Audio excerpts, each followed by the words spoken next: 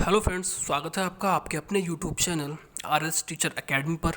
दोस्तों, आज की इस वीडियो में हम बात करने वाले हैं यूपी टेट यानी कि उत्तर प्रदेश शिक्षक पात्रता परीक्षा 2014 में प्राथमिक स्तर पर जो आपका क्लास फर्स्ट टू फिफ्थ पर परीक्षा जो परीक्षा होती है, तो उसके अंतर्गत जो आपका फिफ्थ पोर्शन होता है ईबीएस का यानी कि पर्यावरण शिक्षा का, तो उसकी जो 30 प्रश्न पूछे गए थे उनको हम इस वीडियो में कवर करने वाले हैं। ठीक है, तो यदि आप चैनल पर नए हैं तो प्लीज़ चैनल को सब्सक्राइब कर लीजिए।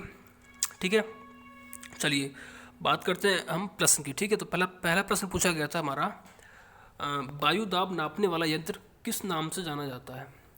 Option A barometer, option B thermometer, option C seismograph, option D hygrometer.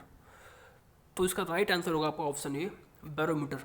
वायु दाब नापने के लिए हम बैरोमीटर का यूज़ करते हैं। ठीक है, ऑप्शन नेक्स्ट प्रश्न आपका पूछा गया था, बीटी कपास है। ऑप्शन ए एक संकर पौधा, ऑप्शन बी एक ट्रांसजेनिक पौधा, ऑप्शन सी एक प्राकृतिक पौधा, ऑप्शन डी एक औषधीय पौधा। तो बीटी कपास जो है एक ट्रांसजेनिक पौधा है। ठीक है, option B is the right answer.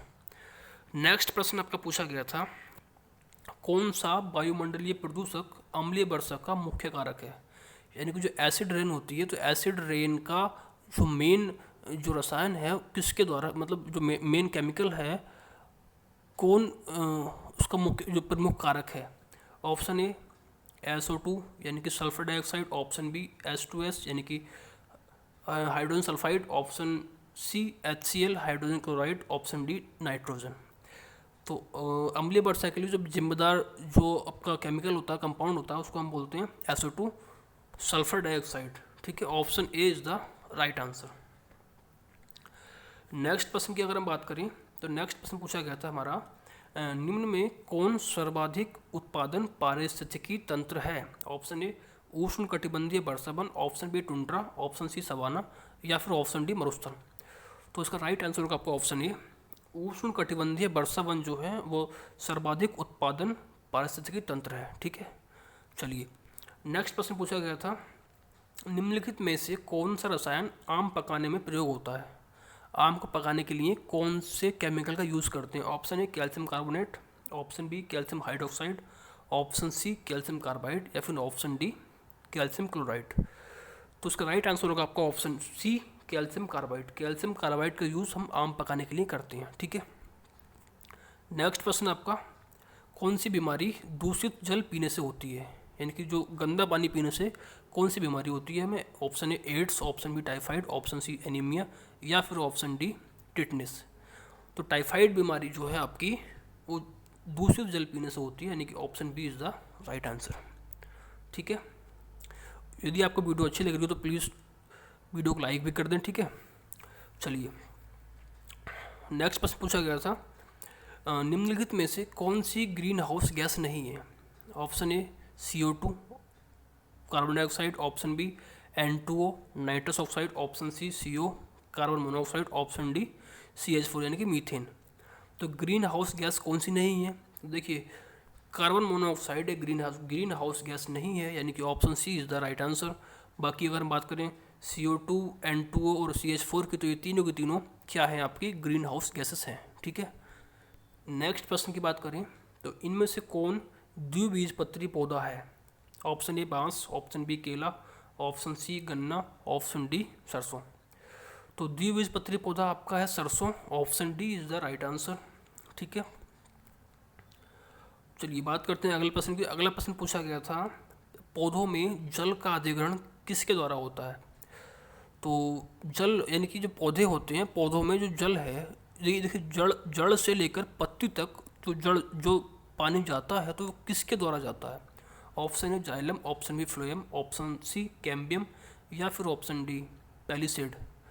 तो देखिए जल यानी कि वाटर का जो अधिग्रहण होता है वो होता है आपका जाइलम के थ्रू। ठीक है, xylem, option A is the right answer. अब बात करें फ्लोएम की, तो फ्लोएम के द्वारा फूड यानी कि जो भोज्य पदार्थ होते हैं वो उसका जो अधिग्रहण होता है वो होता है फ्लोएम के द्वारा। ठीक है, यानी खाने के जो पोषक तत्व होते हैं वो सब फ्लोएम के थ्रू जाते हैं। ठीक है, चलिए बात करते हैं अगले प्रश्न की। तो अगला प्रश्न आपका है, कौन सा प्रथम साहित्य स्रोत है? प्रथम साहित्य स्रोत कौन सा है? Option A Rigveda, option B Samaveda, option C Yajurveda या फिर ऑप्शन डी अथर्ववेद। तो देखिए option A Yajurveda, sorry Rigveda, Rigveda इसका राइट आंसर होगा, ठीक है। तो option A is the right answer.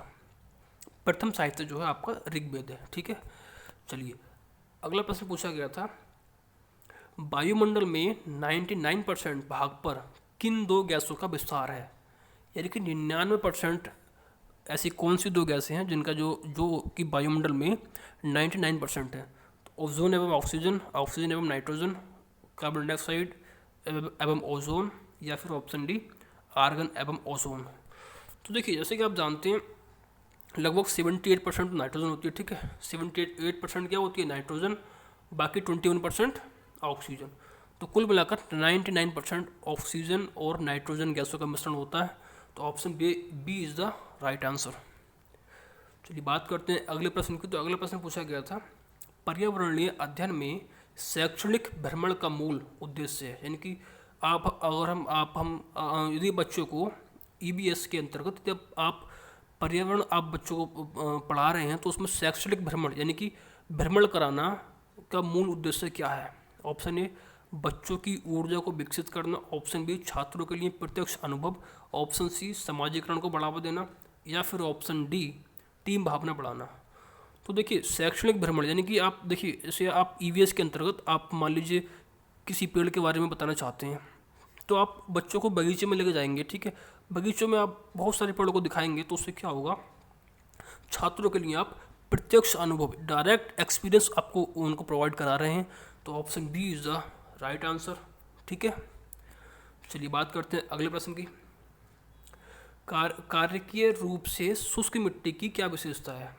शुष्क मिट्टी की विशेषता क्या है ये आपको बताना है। ऑप्शन ए उसमें अधिक जल होना, ऑप्शन बी पौधों को प्रकाश पर्याप्त नहीं मिलता, या फिर ऑप्शन सी मिट्टी में लवण सांद्रता अधिक होगी, ऑप्शन डी मिट्टी कठोर होती है। तो देखिए इसका राइट आंसर होगा आपका ऑप्शन सी, मिट्टी में लवण सांद्रता अधिक होगी, ठीक है। शुष्क मिट्टी की विशेषता ये होती है कि मिट्टी में लवण सांद्रता अधिक होगी। Option C is the right answer, ठीक है। नेक्स्ट प्रश्न पूछा गया था, सतत और व्यापक मूल्यांकन क्यों आवश्यक है? देखिए यहाँ से प्रश्न पूछे जाते हैं, ठीक है। सतत और व्यापक मूल्यांकन क्यों आवश्यक है? ऑप्शन ए शिक्षार्थियों ने कितना नहीं सीखा है जानने के लिए, या फिर ऑप्शन बी शिक्षार्थियों की प्रगति निरंतर ना बनाए रखने के लिए, ऑप्शन सी निरंतर मूल्यांकन होते रहने से शिक्षार्थियों में परीक्षा का अनावश्यक भय नहीं होता है, ठीक है। ऑप्शन डी परीक्षा प्रणाली को महत्व देने हेतु। तो इसका राइट आंसर होगा आपका ऑप्शन सी, सतत और व्यापक मूल्यांकन से क्या होता है कि शिक्षार्थियों में परीक्षा का जो अनावश्यक भय होता है वो नहीं होता है। आप बीच बीच में परीक्षा लेते रहेंगे या प्रश्न पूछते रहेंगे तो बच्चों में जो परीक्षा का जो भय होता है ना, डर जो होता है वो निकल जाता है, ठीक है। तो ये बहुत ज़रूरी है सतत एवं व्यापक मूल्यांकन, ठीक है। चलिए बात करते हैं अगले प्रश्न की। चरने वाले पशु वनस्पति को कैसे बदलते हैं? यानी कि चरने वाले से मतलब क्या है, जो घास खाने वाले पौधे हैं, पौधे नहीं जानवर, ठीक है। तो ऑप्शन ए बीज प्रकीर्णन द्वारा, ऑप्शन बी पर परागण द्वारा, ऑप्शन सी चुनकर चरना, ऑप्शन डी रोग फैलाकर। तो देखिए जो चरने वाले पशु होते हैं वो क्या होते हैं, चुनकर चरना, यानी चुनकर चरना। Option C is the right answer. यानी कि देखिए इससे क्या होता है कि किसी भी स्थान पर जब जो पशु हैं वहाँ की घास को चरते हैं तो लगातार तो चरते नहीं हैं, कहीं की घास आप कहीं की खा लेते हैं, कहीं छोड़ देते हैं। तो उससे क्या होता है, उससे जो दूसरे पौधे होते हैं उनको ग्रो होने का मौका मिल जाता है। तो इस प्रकार ये जो है वनस्पति को बदल सकते हैं, ठीक है, इस तरह से बदलते हैं। चलिए अगला प्रश्न पूछा गया था, निम्नलिखित में से कौन स्वस्थ अस्थियों के लिए आवश्यक है? ऑप्शन ए पोटेशियम एवं vitamin K, option B calcium एवं vitamin E, option C calcium एवं vitamin C, option D calcium एवं विटामिन डी। तो इसका राइट आंसर होगा आपका ऑप्शन डी, कैल्शियम एवं विटामिन डी जो है वो स्वस्थ अस्थियों के लिए आवश्यक है, ठीक है, कैल्शियम और विटामिन डी। चलिए बात करते हैं अगले प्रश्न की। अगला प्रश्न पूछा गया था, भारत में हिमालय की सबसे ऊंची चोटी का नाम है। Option A mount K two, option B mount Everest, option C mount Kanchenjunga, option D mount Dhaulagiri. तो देखिए माउंट एवरेस्ट तो नेपाल में है, ठीक है, तो ये तो होगा ही नहीं। माउंट केटू जो है वो भारत में हिमालय की सबसे जो ऊंची चोटी है वो क्या है, mount K two. Option A is the right answer. चलिए बात करते हैं अगले प्रश्न की। तो अगला प्रश्न पूछा गया था, प्राथमिक स्तर पर शिक्षण की खेल विधि आधारित है। ऑप्शन ए विकास के मनोविज्ञान सिद्धांत पर, ऑप्शन बी शिक्षण के समाज शास्त्रीय सिद्धांत पर, या फिर ऑप्शन सी शारीरिक शिक्षा कार्यक्रम के सिद्धांत पर, ऑप्शन डी शिक्षण विधि के सिद्धांत पर। तो 138 का जो आपका आंसर होगा ये होगा आपका ऑप्शन डी शिक्षण विधि के सिद्धांत। देखिए प्राथमिक स्तर पर शिक्षण के खेल विधि जो है वो शिक्षण विधि के सिद्धांत ही है। आप खेल विधि के द्वारा आप बच्चों को कुछ पढ़ा रहे हैं तो वो कहीं ना कहीं शिक्षण विधि के नियम ही हैं, ठीक है। शिक्षण विधि के अंतर्गत ही आप उनको शिक्षा दे रहे हैं खेल विधि के द्वारा। तो option D is the right answer, ठीक है। नेक्स्ट प्रश्न आपको पूछा गया था, वायुमंडल की सबसे निचली परत का क्या नाम है। ऑप्शन ए समताप मंडल, ऑप्शन बी ओजोन मंडल, ऑप्शन सी आयन मंडल, या फिर ऑप्शन डी क्षोभ मंडल। तो वायुमंडल की जो सबसे निचली परत होती है उसको हम क्या बोलते हैं, उसको बोलते हैं क्षोभ मंडल, ठीक है। ये आपका ऑप्शन डी जो है इसका राइट आंसर होगा, ठीक है। और बात करें अगर तो ये लगभग 18 किलोमीटर तक ऊंचाई तक होती है, ठीक है। चलिए नेक्स्ट प्रश्न की अगर हम बात करें तो नेक्स्ट प्रश्न आपका है, विटामिन सी की कमी से होने वाली बीमारी का क्या नाम है। Option A scurvy, option B beriberi, option C रतौंधी, या फिर ऑप्शन डी थकान। तो विटामिन सी की कमी से जो रोग होता है आपका, जो बीमारी होती है उसको हम बोलते हैं स्कर्वी, ठीक है। Option A is the right answer. Scurvy में क्या होता है, इस मसूड़े होते हैं ना आपके, तो मसूड़ों में खून आने लगेगा मसूड़ों में आपके, ठीक है। और जख्म बन जाएगा अंदर, तो जख्म जल्दी से भरता नहीं है, तो इसलिए स्कर्वी इसको मसूड़ों से संबंधित बीमारी आपकी स्कर्वी है, ठीक है। और अगर विटामिन सी की अगर बात करें केमिकल नाम की, यानी कि जो रासायनिक नाम है आपका विटामिन सी का, वो क्या है आप जानते हो तो उसको कमेंट बॉक्स में हमें कमेंट कीजिए, ठीक है। चलिए नेक्स्ट प्रश्न आपको पूछा गया था, भारत की प्रथम महिला आईपीएस अफसर कौन है। भारत की प्रथम महिला आईपीएस अधिकारी कौन है। Option A Pratibha Patil, option B Padmaja Naidu, option C Kiran Bedi, या फिर ऑप्शन डी हंसा मेहता। तो फर्स्ट वुमेन आईपीएस आपकी थी Kiran Bedi. Option C is the right answer, ठीक है।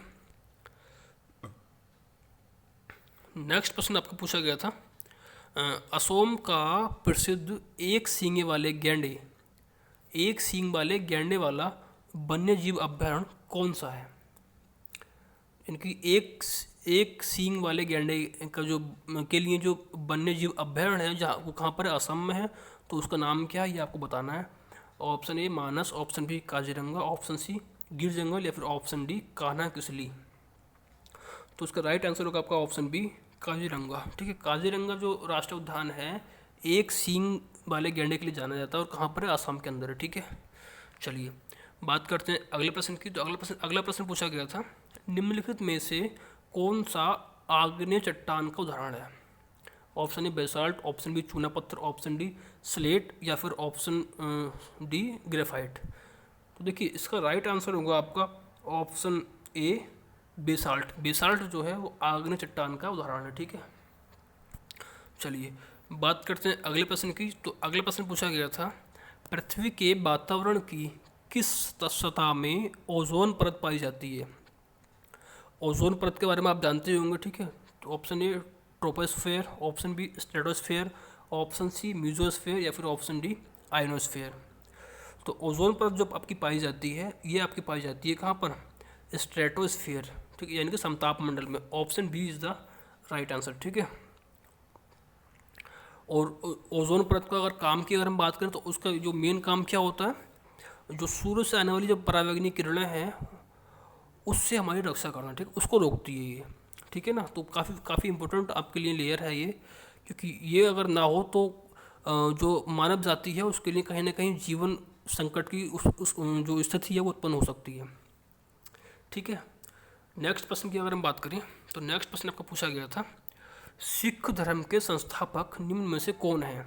ऑप्शन ए गुरु तेग बहादुर, ऑप्शन बी गुरु गोविंद सिंह, ऑप्शन सी गुरु अर्जुन देव, या फिर ऑप्शन डी गुरु नानक देव। तो सिख धर्म के संस्थापक कौन है? ये हैं आपके ऑप्शन डी गुरु नानक देव। गुरु नानक देव जो हैं ये आपके सिख धर्म के संस्थापक थे। ठीक है, चलिए अगला प्रश्न पूछा गया था, भूकंप की तीव्रता नापने का यंत्र है। Option A physiograph, option B seismograph, option D cardiograph, या फिर ऑप्शन डी बैरोग्राफ। तो भूकंप की जो तीव्रता है वो नापी जाती है सिस्मोग्राफ से। ठीक है, तो option B is the right answer of the question. ठीक है, और नेक्स्ट प्रश्न पूछा गया था, दक्षिणी गोलार्ध का सबसे लंबा दिन किस दिन होता है? साउथ जो गोलार्ध आपका है सबसे लंबा दिन किस दिन होता है? Option A 21 March, option B 21 June, option C 23 सितंबर, या फिर ऑप्शन डी 22 दिसंबर।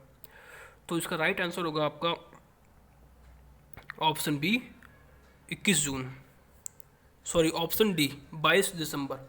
22 दिसंबर जो है वो सबसे लंबा दिन होता है वो दक्षिणी गोलार्ध में। ठीक है, चलिए बात करते हैं अगले प्रश्न की, सत्यार्थ प्रकाश के लेखक का नाम है।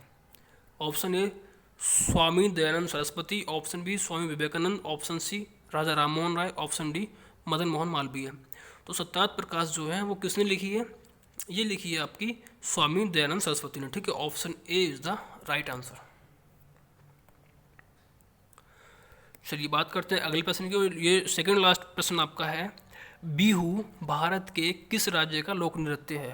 राजस्थान, तमिलनाडु, असम, या फिर उत्तर प्रदेश।